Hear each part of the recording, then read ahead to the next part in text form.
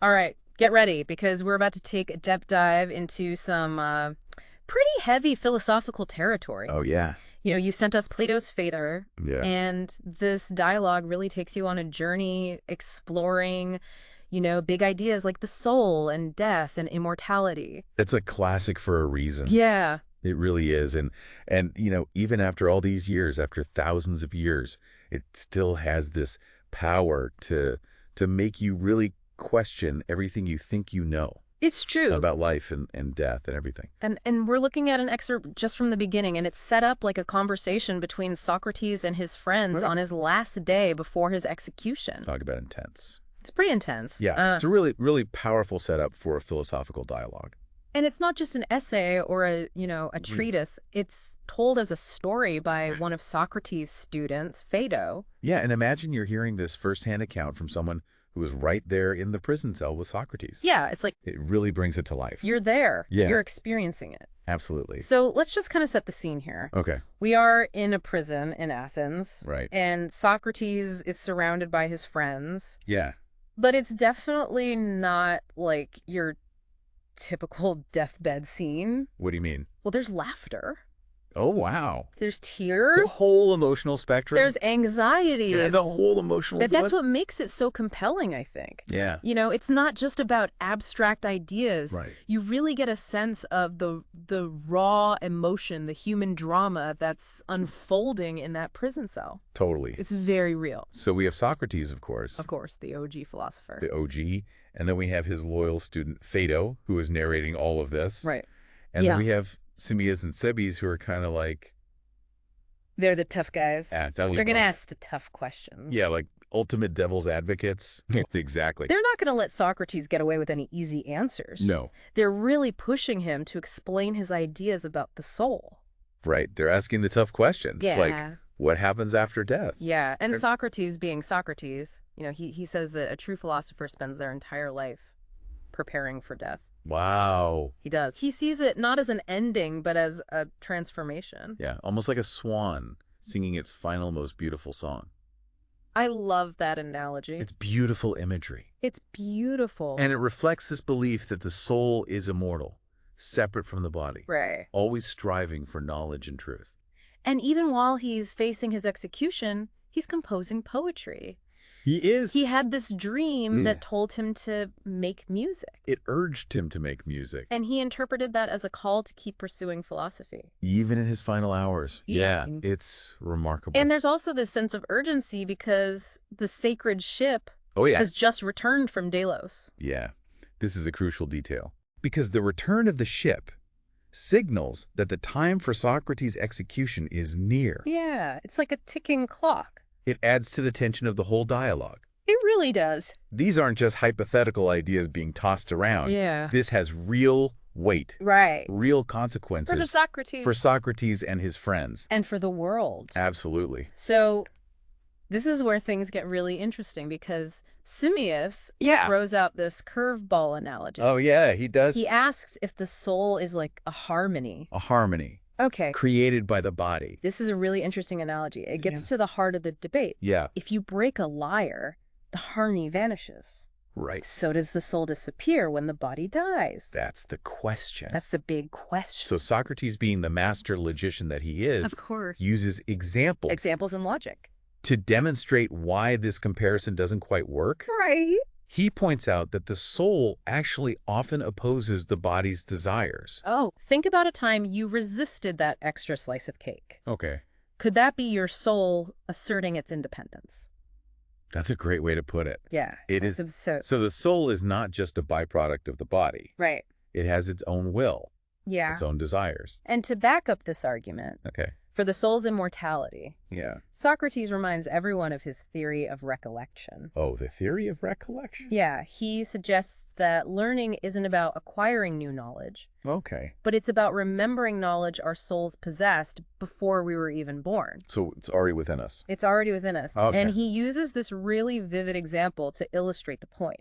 What's that? Imagine seeing a liar Okay, a liar. and instantly remembering the person that you associate it with. Right, right.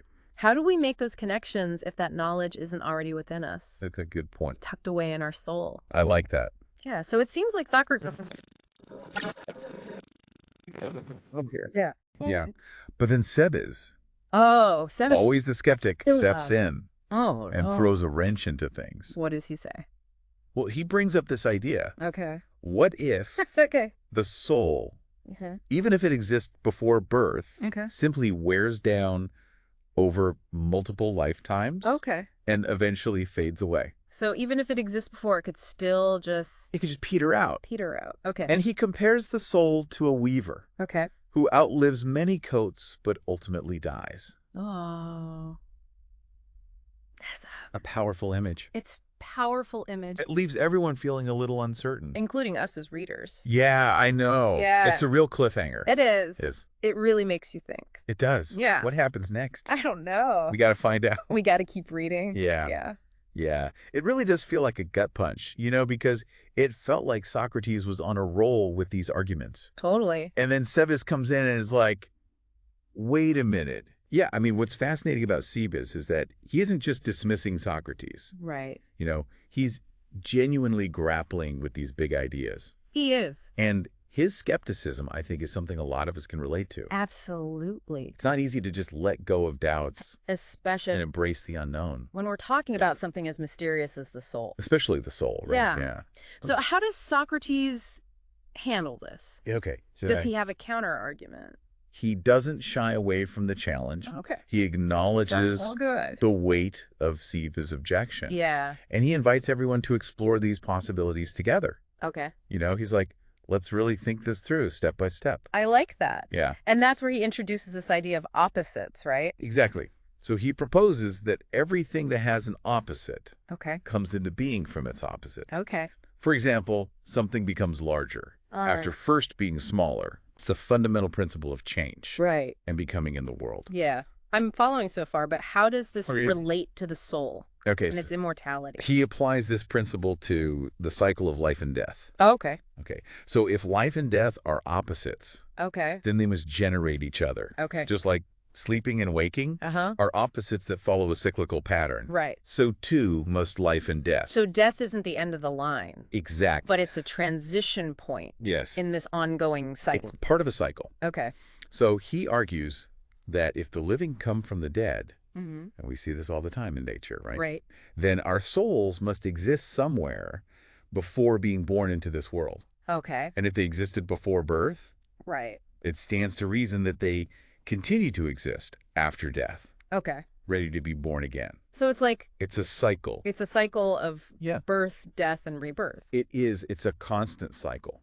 So it's almost like a cosmic refresh button I love that. for the soul. A cosmic refresh button. Yeah, each lifetime becomes like a new chapter Yes. in an epic ongoing story. Exactly. And it's like the soul is constantly evolving, Yeah. transforming, And- growing. And so that kind of addresses Sape's You know- concern about the soul Yeah. wearing out over time. It does, because if it's constantly being renewed Right. through this process, Right. then it's not simply fading away. Yeah. Right? It's being regenerated. And remember Sabe's analogy of the weaver and the coat?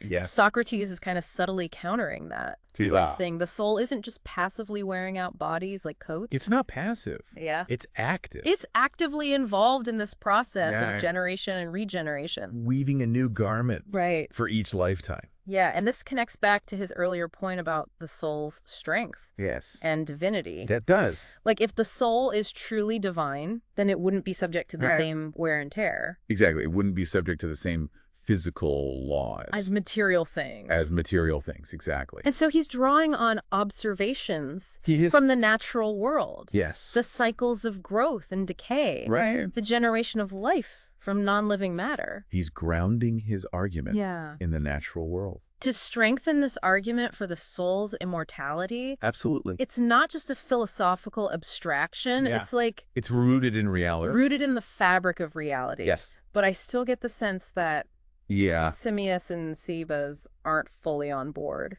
They're tough nuts to crack. They are. They are. It's like they're, I think they represent that skepticism yeah, that many of us feel right. when we wrestle with these big questions Yeah, about life and death. totally. It's not easy to just let go of our fears. And embrace the unknown. Exactly. So what does Socrates do Oh. to address their lingering doubts? He proposes, He doesn't just give up.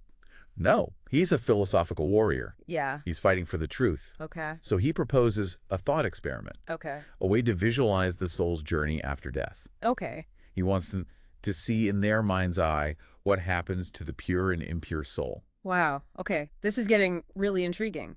It is. It is. He argues that the soul, being invisible Right. and immaterial, Uh-huh.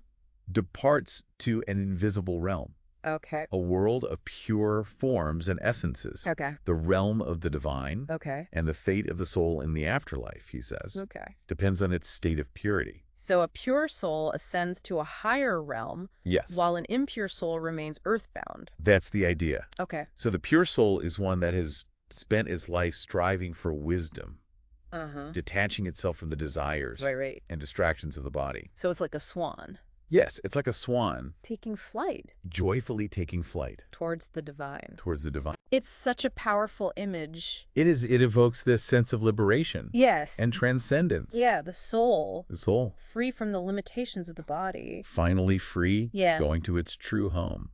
But for the impure soul, Yes, the journey is very different. it is. And he mentions these ghostly apparitions Oh, of they are. souls haunting tombs and graveyards. This is where it gets a little creepy. I know, it's a little spooky. It adds a spooky element to the conversation for sure. It does. But I think it highlights Socrates' belief Okay.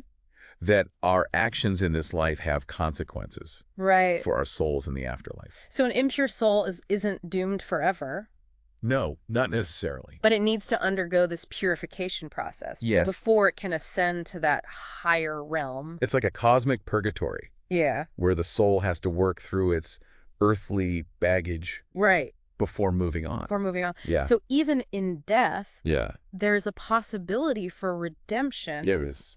and progress. There is. For the soul. Absolutely. It's a hopeful message, even in the face of death. Even in the face of death. Like our lives have a deeper purpose. Yeah. Our souls are on this journey of evolution that extends beyond the limits of this earthly existence. Beyond this life. Yeah, but if the soul is constantly evolving, how can it truly be immortal?